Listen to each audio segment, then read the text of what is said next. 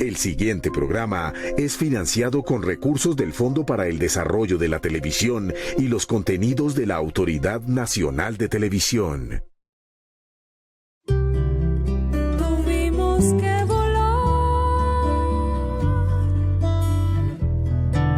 teníamos las alas rotas, la vida se quebró y en cuanto a nuestra historia de dolor, quien tejerá los puentes hoy. Tuvimos que emigrar, nacer de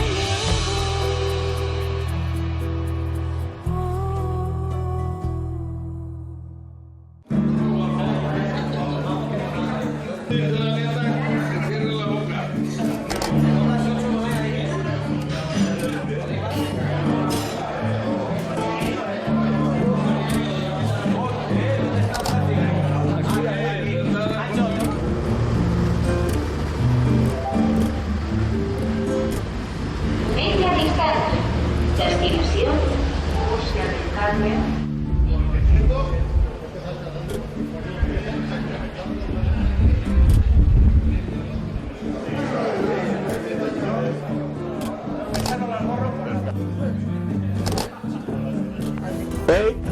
Eso.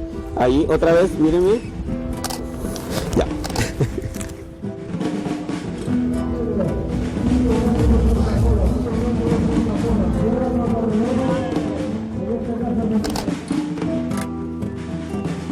Manuel es uno de nosotros, independientemente de su origen, independientemente de su sexo, independientemente de sus ideas.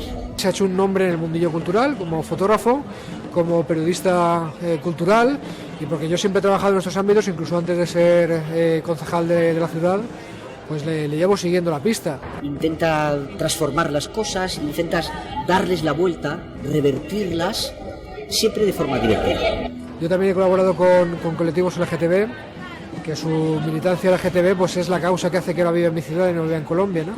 Y también le llevo siguiendo desde entonces, y como digo, ya Manuel es parte de nuestro paisaje. Manuel aquí es una persona normal, es inteligente estar, porque allí no.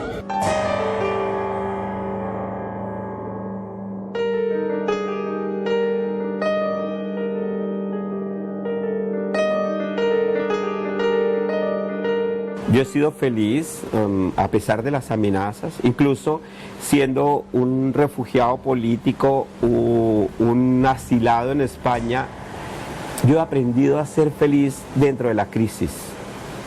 Sí, es decir, uno no puede morirse antes, porque si se empieza a morir antes, pues ya se está muriendo. Entonces yo lo que quiero es vivir bien hasta cuando me muera.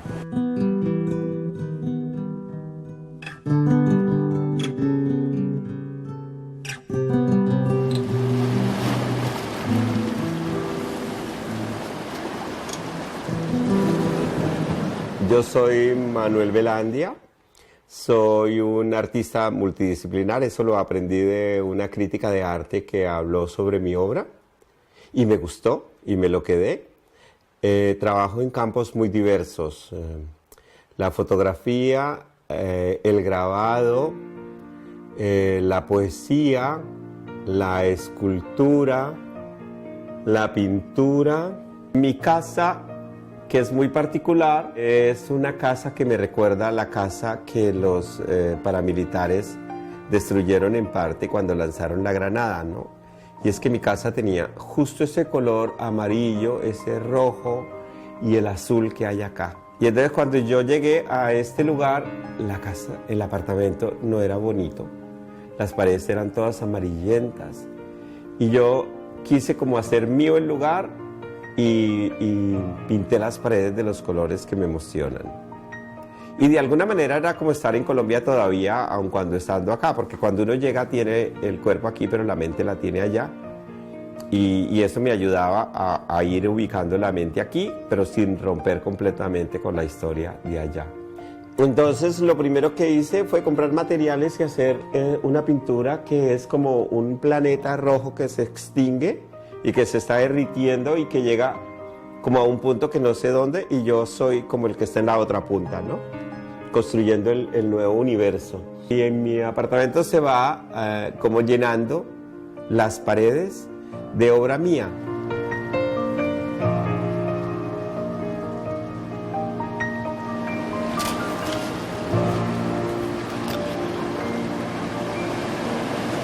Yo creo que con mis amenazas son muchas cosas las que se conjugan, ¿no?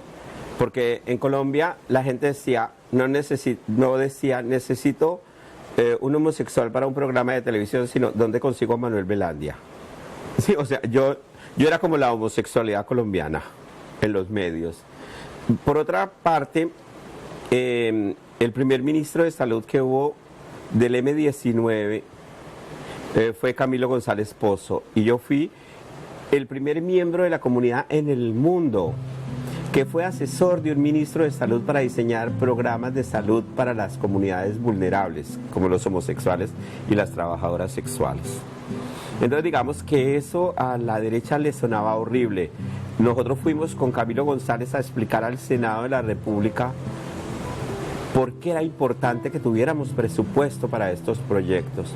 Pero por otro lado, en la necesidad de que la gente se protegiera, yo fui desarrollando estrategias que para nosotros eran complicadas. Incluso había gente que se ponía roja oyendo los talleres, ¿no? Y que le parecía que eso no se debía hacer. Eso todavía es transgresor. Pero para la derecha, muy de la derecha, es demasiado transgresor.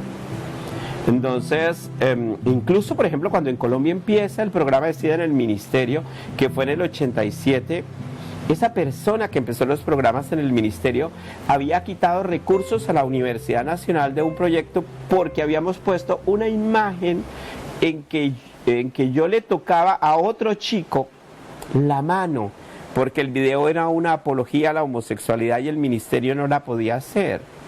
Entonces, pues con ese criterio, ¿cómo se podía hacer prevención? Yo sé que soy subversida, yo lo digo varias veces, o sea, un subversivo del SIDA es un subversida.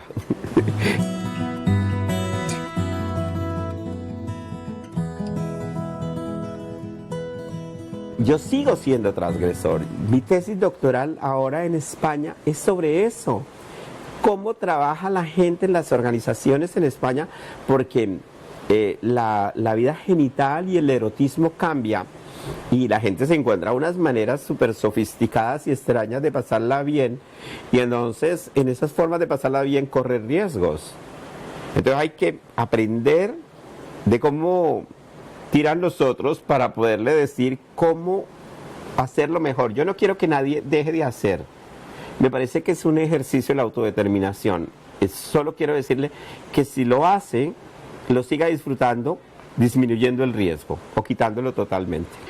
Una voz ronca y desconocida invade mis oídos. Hijueputa, lo vamos a matar.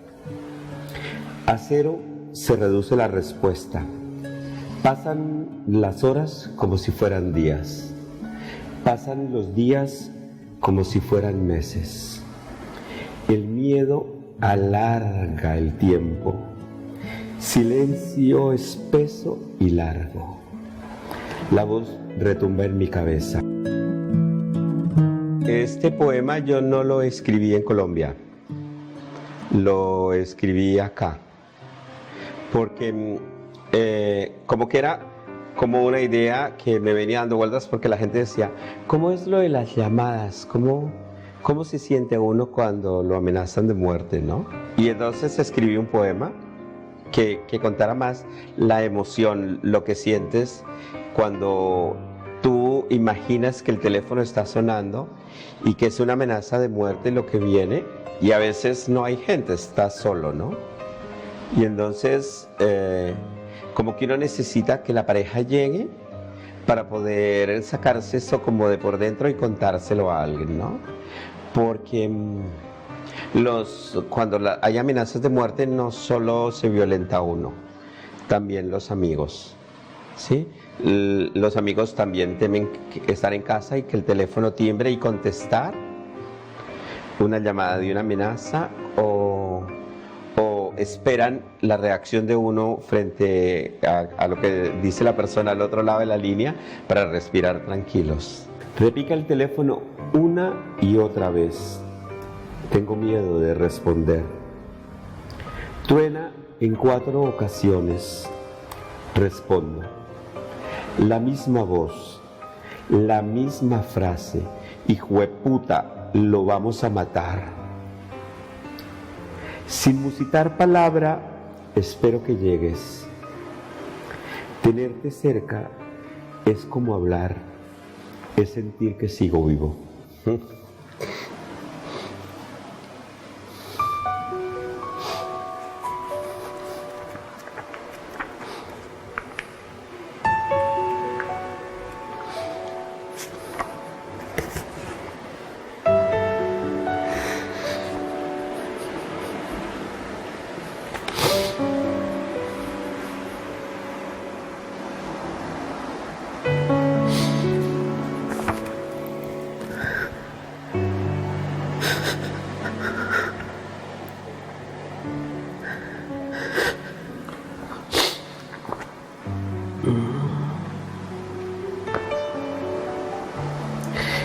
Es que, bueno, Ricardo, que era mi novio,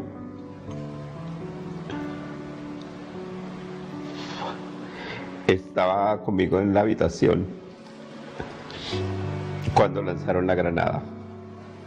Y también estaba conmigo durante casi todo el tiempo de las amenazas de muerte. Entonces, pues yo a veces estaba solo todo el día en la casa, digamos. Entonces, como que uno está ahí como tragándose el dolor, digamos, y espera que venga la pareja. A veces ni siquiera habla. Solo está ahí acompañado. Como que Ricardo no existe.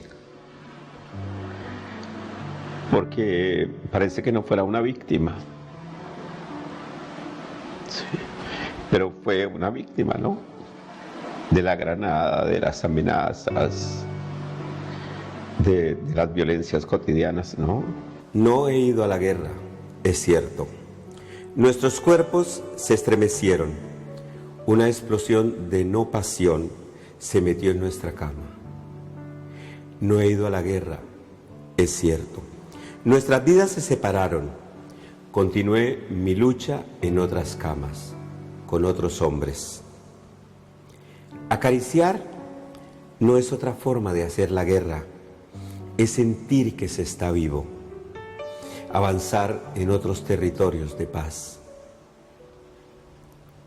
Matar con cualquier excusa, desaparecer, empobrecer, desplazar, masacrar, son manifestaciones de la locura. ¿Cordura? Cordura es amar.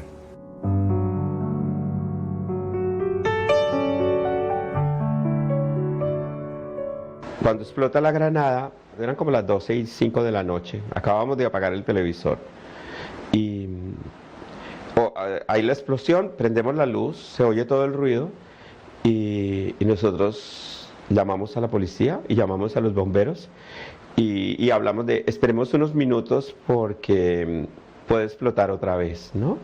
Y vamos a ver si podemos ayudar a alguien, si es que alguien necesita.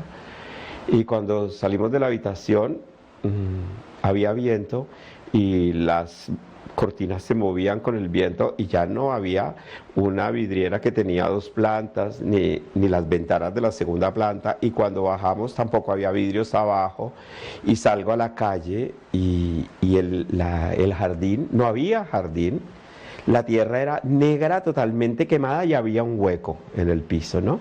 Y yo lo primero como que estoy pensando es, ¿y cómo llegó la onda explosiva aquí para hacer un hueco, no? Como que no entendía, en la lógica no podía haber hueco, pero yo todavía no pensaba nada, hasta que llega en ese justo momento una camioneta antiexplosivos y dice, éntrese que la explosión fue contra ustedes.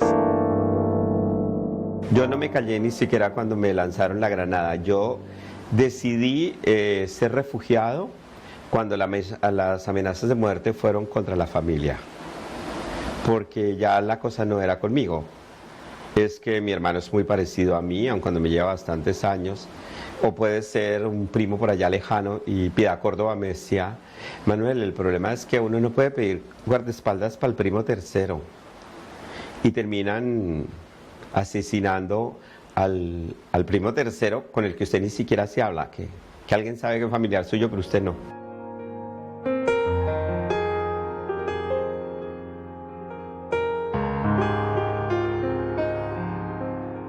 Yo estaba en Cali dando una conferencia sobre los derechos humanos entendidos como derechos sexuales. Y entonces alguien que estaba en el público me dice: Manuel, acaban de detener al senador Araujo por paramilitar. ¿Usted cree que se va a caer el proyecto de ley de parejas del mismo sexo?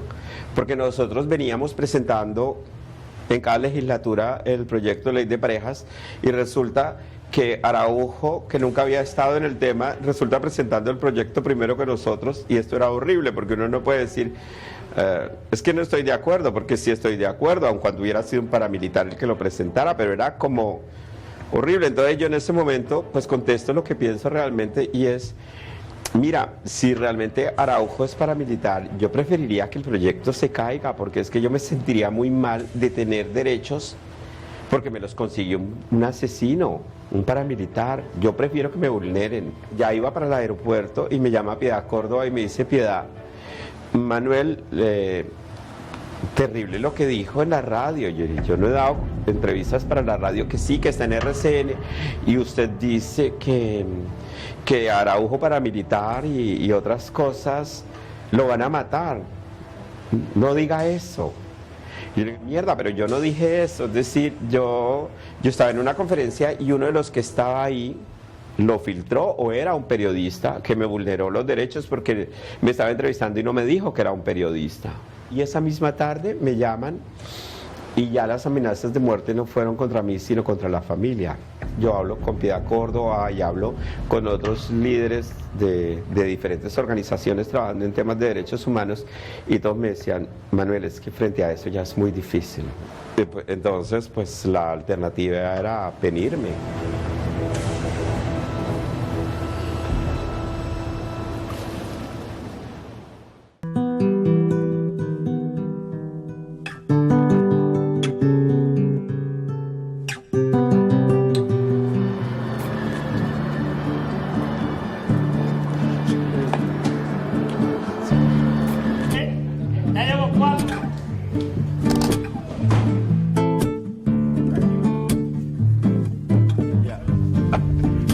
Esa es la cortina. Ay, sí, con ella.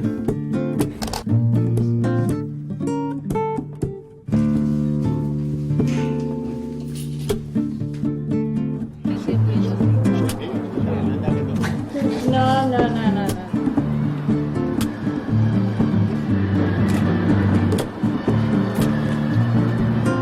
Sí, hubo. Nos conocimos a través de poemas, algunos poemas inéditos, otros que habían sido publicados antes de entrar en El Bosque, que es uno de los primeros libros que publicó en España. Es de los primeros poemas que yo creo que tú has conocido. Uh-huh. Y la fotografía llega cuando empiezas a invitarme a las exposiciones, ¿no? Y ahí yo descubro también esa parte tan especial, ¿no? Esa conexión que tienes con el arte y las identidades, ¿no? Los tránsitos de las identidades. En el performance de la exposición de Sexland, Territorios de la Sexualidad, sí. Tú estabas cuando yo hice el performance, y era muy particular porque yo hablaba del ser, ¿no? De qué significa ser hombre, qué significa ser mujer. Sí. Pero además Beatriz hizo parte del performance, porque la gente podía hablar, ¿no? Yo le preguntaba y la gente decía cosas, ¿no? tú eras el centro de atención y no eras ni hombre ni mujer. Y estabas enfundado en esa albornoz azul, súper caliente, con unos taconzazos. Y bueno, dispuesto en la escena con que eras Carmen. O no, no soy Carmen. ¡Carmen! ¡Te necesito! Ya te he dicho, yo no soy Carmen. ¡Carmen, por favor! ¡Te necesito! Yo no soy Carmen. Ay, yo les contesto, regio, de acuerdo. Si la mujer es lo mejor que hay, ay, yo quiero ser mujer. Porque mi verdadero nombre es Carmen, la de Bizet.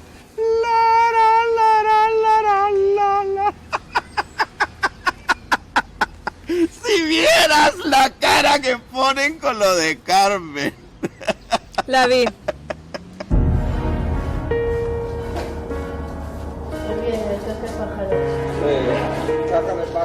Cómo representar la violencia en las mujeres sin que sea maquillaje de morados o chicas realmente violentadas, sino que sea como de una manera más poética también desde la fotografía. Beatriz no es una típica poesía convencional o sobre amor o que tiene una construcción a la hora de contar las historias, ¿no? Digamos como más común, ¿no? Entonces sale un poco de la niña normal y se pone en la piel de ellas, ¿no? Entonces ella quería un poco marcar eso, ¿no? Poesía de alta traición, ¿no? La traición de los hombres a las mujeres, pero también la tradición de la violencia de género. Hubo un proceso previo de nosotros leímos los poemas, lo que nosotros sentíamos con esos poemas, y a raíz hubo un trabajo en el que hicimos varias reuniones y varias fotos hasta llegar, digamos, a unas imágenes más conceptuales, en el sentido de que con los varios elementos podría contar cosas que habían detrás, ¿no? Lo primero fue que las fotos de Juan Carlos eran blanco y negras y las mías a color. Las de él con móvil y las mías con la cámara.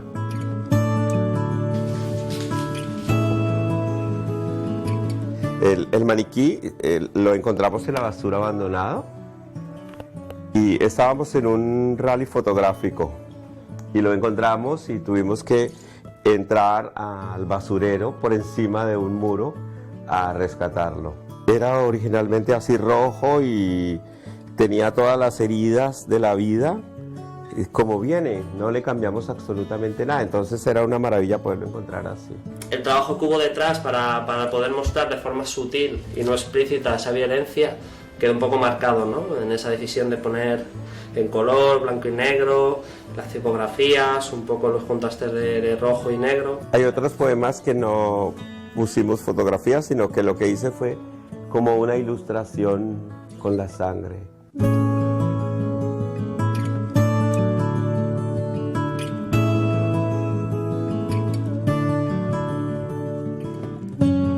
Esto es una pierna totalmente calcinada, ¿sí? Que también es lo que pasa con muchos cadáveres, ¿no? Que van a la basura y los queman. Entonces queríamos como mostrar esto porque este tiene las heridas. Y ya no solo eso, o sea, porque este poema, por ejemplo, va de las rociadas, mujeres que son rociadas con ácido y que son marcadas de por vida.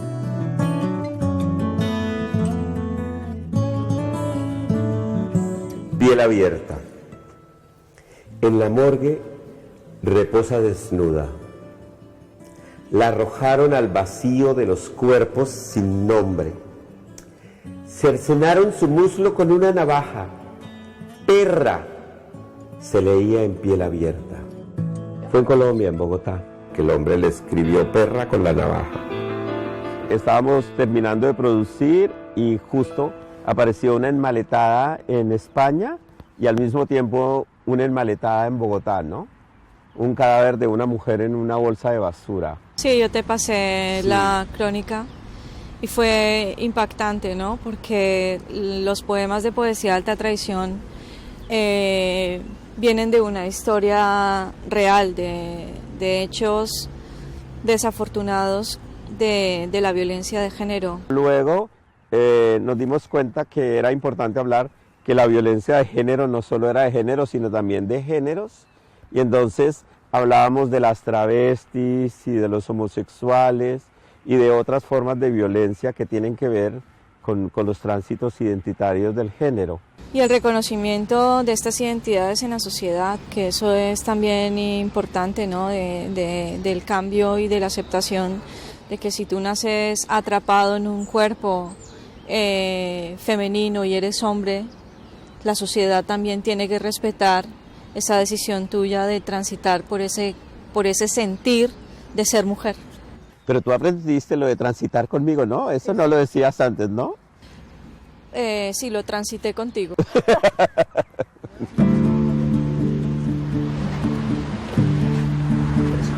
Nosotros trabajamos siempre juntos. Es muy común que hagamos fotos juntos y en el proyecto se nota que aun cuando siempre salimos juntos a hacer fotos son totalmente diferentes, es decir, el instrumento con el que los hacemos es distinto, el manejo del color es diferente, pero además la óptica con la que explicamos la cotidianidad es muy diferente, pero nos retroalimentamos.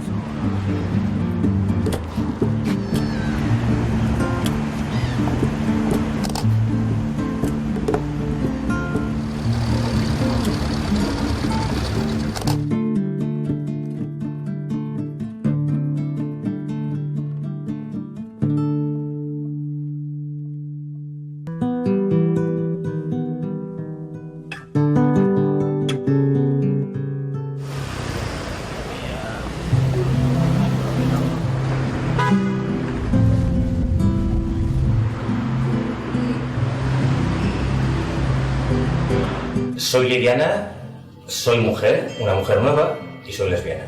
He sido mujer siempre, pero físicamente soy mujer desde hace muy poquito y he asumido mi identidad como mujer hace muy poco tiempo. Y me gusta llamarme a mí y a las chicas como yo, chicas nuevas. Y los chicos, evidentemente, los chicos transgénero, chicos nuevos. Soy Catherine Muñoz, soy actriz, soy sexual y soy una mujer del siglo XXI.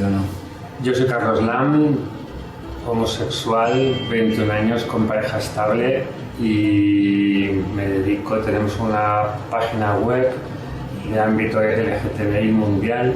Somos los quintos o sextos con más vistas en Colombia, los quintos o sextos en España y tenemos este programa de radio que participamos los tres que se llama Nos Gustas Tú, que emitimos 6 horas a la semana en directo y lo que tratamos sobre todo es de dar visibilidad a la ciudadanía. Soy Liliana y ahora empieza, hoy un poco más pronto que otros días, Nos Gustas Tú en femenino.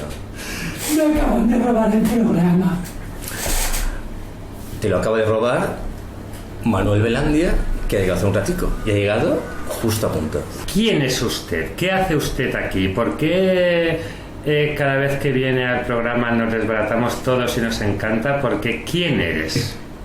¿Yo quién soy? Yo soy un ser humano feliz, a pesar de las circunstancias. Soy un refugiado político, soy un asilado por orientación sexual en España, soy cofundador del Movimiento de Liberación Homosexual en Colombia, ahora soy investigador, soy maestro universitario, hice un doctorado en España, estoy terminando otro. Me encanta el sexo, soy sexólogo. ¿Qué opinas tú de la teoría queer? Yo creo que las personas no tienen una identidad sexual, homosexual o lésbica o transexual o bisexual, sino que las sexualidades son totalmente móviles. Es decir, que tienen que ver con el tiempo, con la cultura, con el espacio, con el tipo de vínculos que establecen, ¿no? La mayoría de las personas tienen un problema grave en la existencia y es que les es muy difícil ser lo que siempre han querido ser. Para otros es más fácil, otros lo asumen desde pequeñitos, tranquilamente, porque tienen familias con mentalidades más abiertas, porque están en lugares donde eso es posible. Y entonces digamos que los cambios culturales y los cambios políticos ayudan a que los seres sean más auténticos, pero no crean las condiciones totales, porque muchas de esas condiciones tienen que ver conmigo mismo, no con el otro. En este fin de semana hemos publicado en nosgustas.com que por primera vez en Francia un tribunal ha aceptado que el género de una persona sea neutro, que no es hombre ni es mujer. Es un superavance para mí, porque el género es una construcción social, es una construcción cultural, una construcción religiosa, una construcción médica y una construcción política. Pero también es un concepto legal, en el sentido en que la norma dice qué es masculino, qué es femenino, y entonces la norma tiene que crear la posibilidad de la existencia de un no género o de un género que recoge elementos de los dos. Hemos venido aquí a esta gran obra de teatro que es la vida con un papel asignado ya. Es como que el director ya nos ha dado un papel. ¿Tenemos derecho a cambiar ese papel si no nos gusta? ¿Hacerlo nuestro? No venías con un papel, porque el papel se aprende en la cultura. Manuel, nos queda poquito tiempo y nos gustaría preguntarte, ¿qué le pides al futuro? ¿A tu futuro? En este momento tengo una indecisión terrible. ¿Sí? Porque estoy ganando el 40% menos de lo que ganaba antes. Porque con el nuevo cambio del euro y del dólar me sale súper mal. Y entonces la indecisión que tengo es si quedarme aquí o devolverme a Colombia, porque el nivel de vida se me mejoraría el 300%. Pero yo aquí soy feliz y me encanta lo que hago. Entonces lo que viene en el futuro es un interrogante grandísimo. Manuel, pues se nos ha acabado el tiempo y como siempre ha sido maravilloso tenerte aquí. Gracias.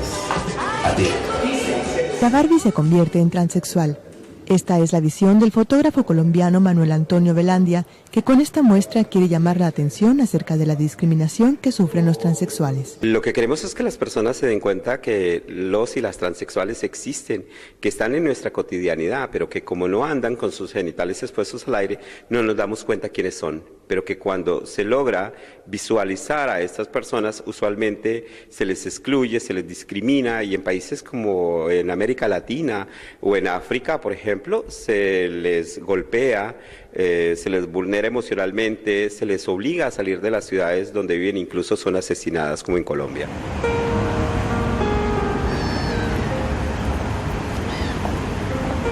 Yo empecé a trabajar con el SIDA 3 meses después del primer artículo en los Estados Unidos. Yo pues ya era miembro del movimiento gay, yo había ayudado a fundar el movimiento homosexual en Colombia, digamos, y entonces nos empezaron a llegar artículos en revistas gay norteamericanas que hablaban de una enfermedad que se llamaba el cáncer de los homosexuales.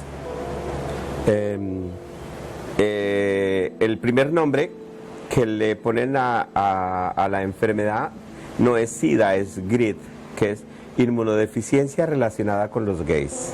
Entonces empiezo a buscar documentos y coincidencialmente, cuando estoy mirando los documentos, muere una mujer en Cartagena, que es oficialmente la primera persona que muere, y en el 84. Y entonces cuando esta mujer se muere, ya se llama SIDA, y lo que describen como el SIDA es la enfermedad de los gays.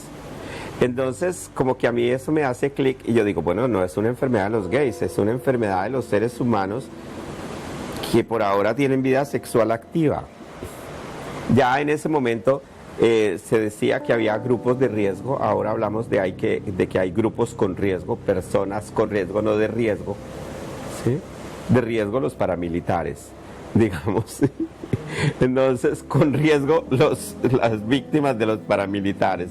Entonces, el cuento es como que ya se sabía que eran las 4 H's: haitianos, hemofílicos, heroinómanos y homosexuales, ¿no? Y yo decía, ¿y las mujeres? ¿Dónde están las mujeres? Porque ya están apareciendo casos de mujeres y todavía de eso no nos hablaban. Y yo digo, uy, brutos, esto es grave, le va a afectar a todo el mundo. Bueno, en esos mismos días, la Facultad de Enfermería de la Universidad Nacional empezaba un estudio sobre enfermedades de transmisión sexual en Bogotá. Y entonces necesitaban un sociólogo que tuviera como un acercamiento a la salud.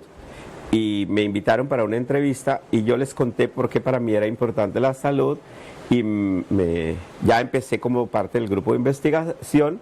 en el 89 estaban buscando 4 líderes en todo el mundo con experiencias de trabajo con gays, que presentaran experiencias novedosas, y la Panos Institute de Londres estaba buscando esos personajes, y un personaje de estos que investiga llega a Colombia y toda la gente le dice que hable conmigo, y yo le conté que yo le estaba enseñando a la gente a poner los condones con la boca, y el otro dijo: no sabía que esto se podía hacer.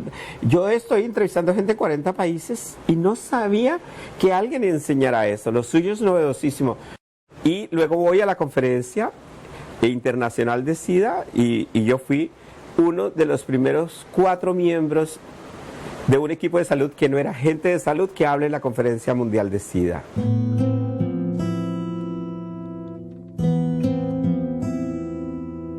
En el caso de Colombia, yo lo que hice fue una investigación de corte etnográfico, pero a través de entrevistas y de grupos de discusión con personas que vivían con el virus del SIDA o ya con SIDA, o personas que tenían riesgo a través de sus prácticas de infectarse con el virus del SIDA. Y una de las personas que entrevisté fue una trabajadora sexual.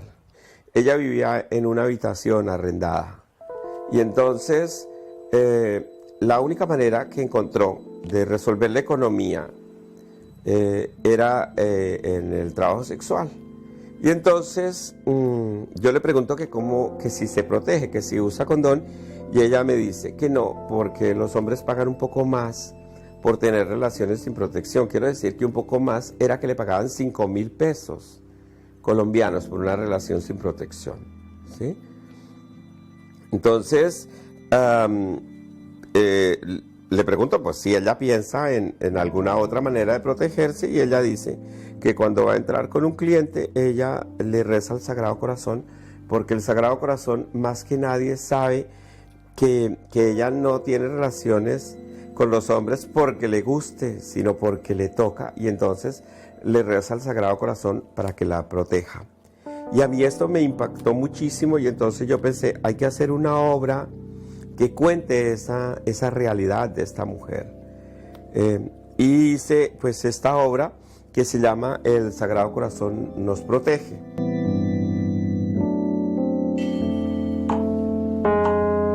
Siempre mi trabajo está relacionado con las sexualidades, con el SIDA, con la salud, con los derechos.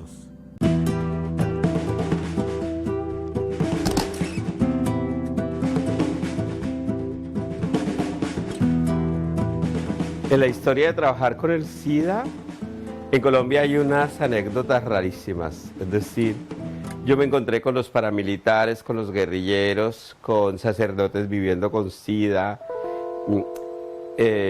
con la guerrilla obligando a las personas a hacerse la prueba del SIDA, por ejemplo.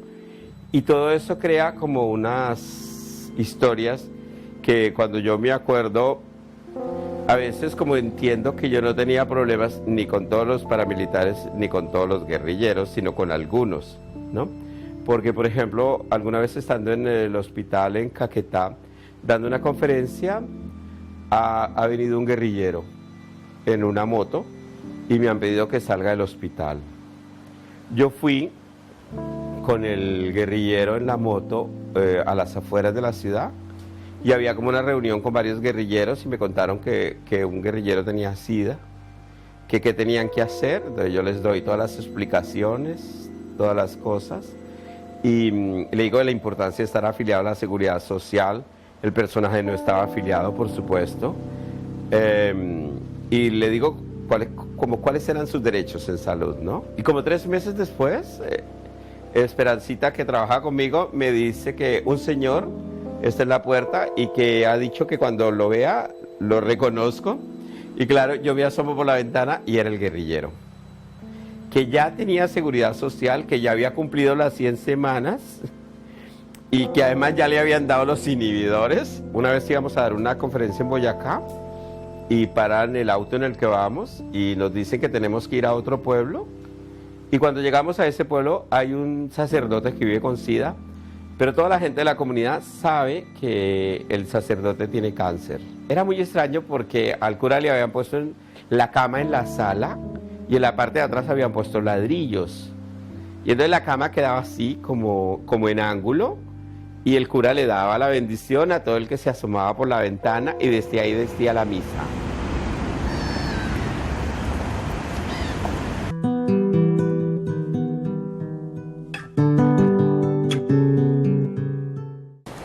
Yo no soy homosexual, yo soy marica.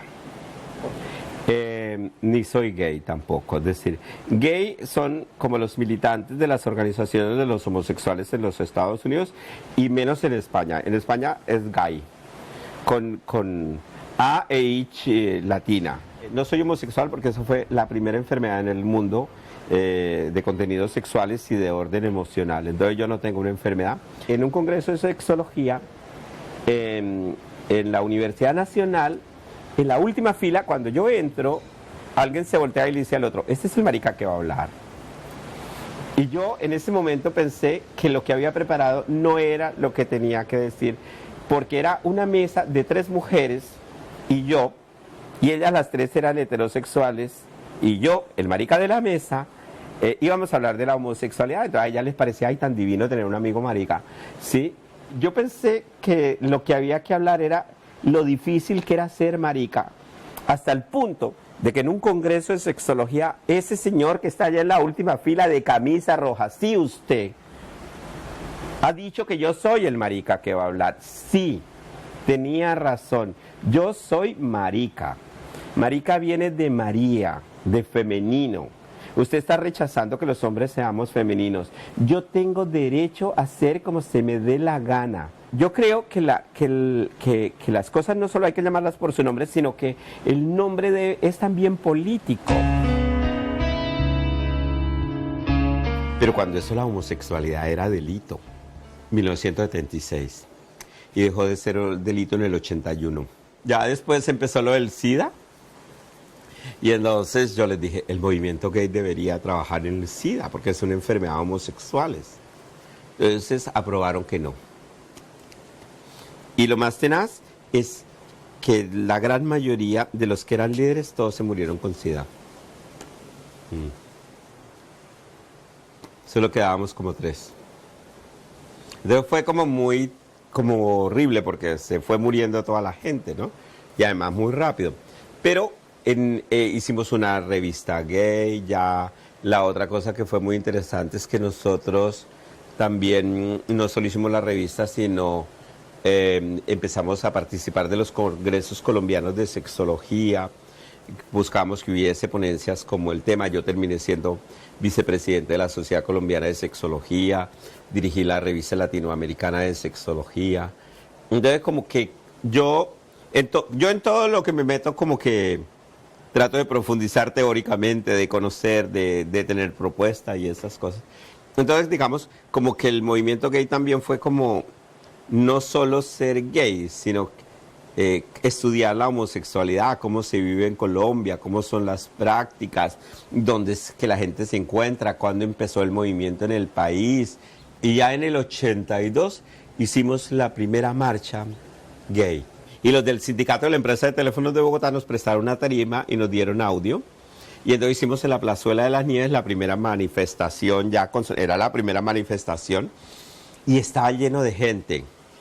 Pero eran todos chimosos y maricas que no querían desfilar, por supuesto. Nos dimos cuenta como la importancia de hablar con los sindicatos, con los movimientos políticos, y después decidimos que había que marchar en la marcha del 1 de mayo. Íbamos ahí y los de los sindicatos se hacían lejos de nosotros, adelante, atrás, nosotros quedábamos solitos siempre en las manifestaciones, y a veces había gente que nos pedía que nos saliéramos, ¿no?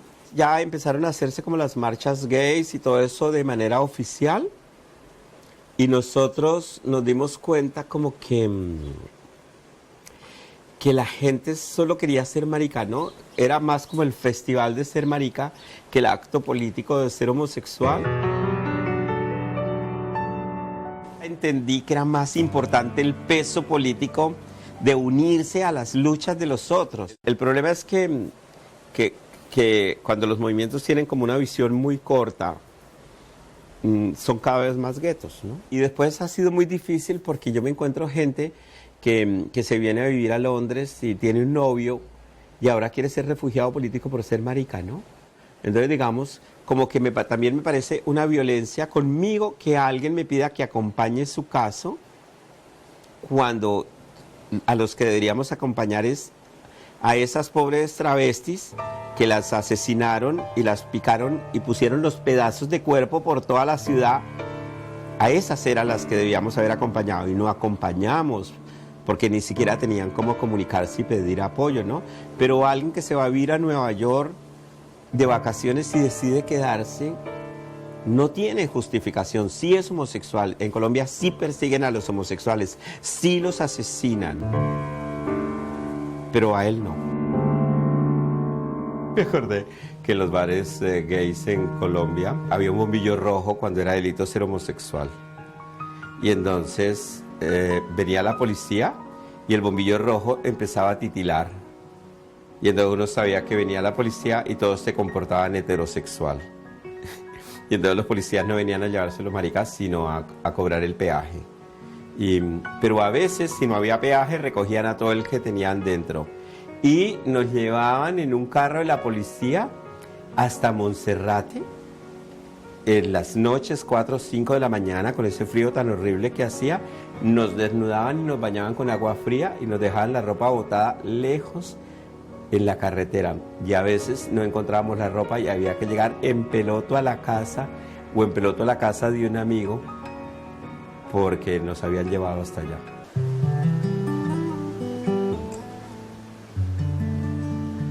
¿Derecho a la felicidad? Sí, bueno. Derecho a la felicidad. Si volviera a nacer, sería marica. Escogería ser feliz desde más temprano.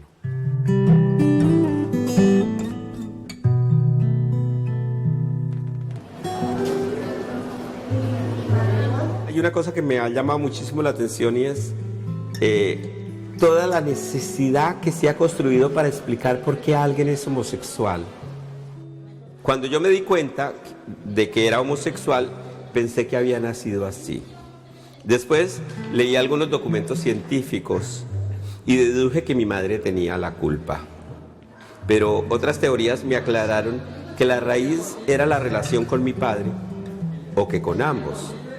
Posteriormente concluí que era cuestión de hormonas, pero no tardé en enterarme de que tenía que ver con mi hipotálamo.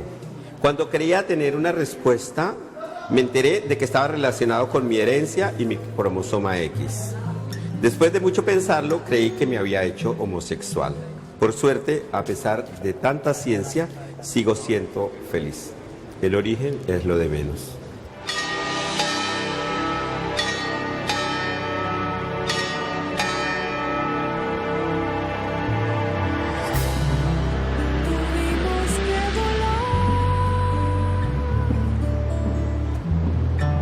Teníamos las alas rotas,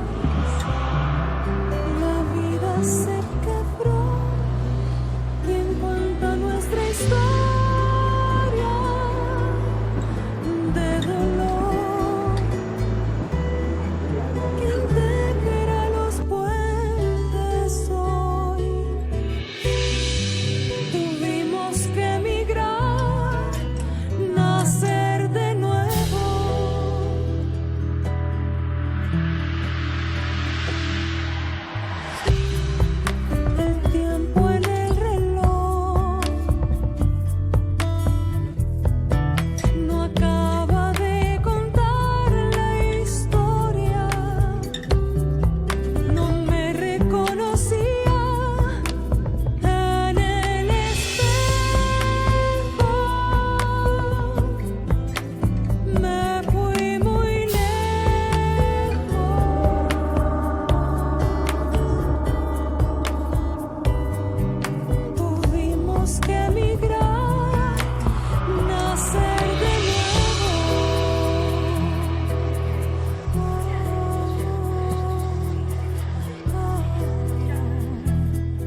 El anterior programa fue financiado con recursos del Fondo para el Desarrollo de la Televisión y los contenidos de la Autoridad Nacional de Televisión.